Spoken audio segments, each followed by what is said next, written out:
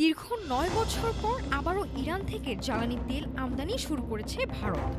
তবে চমকপ্রদ তথ্য হলো, ডলারের পরিবর্তে এই তেলের মূল্য পরিশোধ করা হচ্ছে চীন মুদ্রা ইউয়ানে। মার্কিন নিষেধাজ্ঞা সাময়িকভাবে শিথিল হওয়ার সুযোগ ভারতের রাষ্ট্রায়ত্ত ও বেসরকারি কোম্পানিগুলো তেহরানের সাথে এই বড় লেনদেনে জড়িয়েছে। ভারতের বন্দরে নোঙর করছে ইরানি তেলের জাহাজ।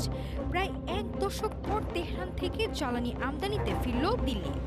রয়টার্সের খবর অনুযায়ী রাষ্ট্রায়ত্ত প্রতিষ্ঠান ইন্ডিয়ান অয়েল কর্পোরেশন ইতিমধ্যে ২০ লাখ ব্যারেল তেল আমদানি করেছে, যার বাজার মূল্য প্রায় $২০ কোটি। পিছিয়ে নেই বেসরকারি প্রতিষ্ঠান রিলায়েন্স ইন্ডাস্ট্রিজও।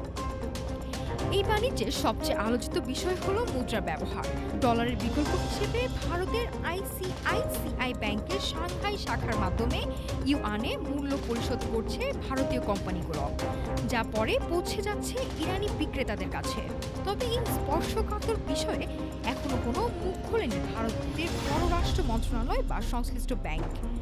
মূলত রাশিয়া ইউক্রেন ও মধ্যপ্রাচ্যের যুদ্ধের কারণে তেলের দাম নিয়ন্ত্রণ রাখতে ইরান ও রাশিয়ার উপর কিছু নিষেধাজ্ঞা সাময়িকভাবে শিথিল করেছিল ওয়াশিংটন।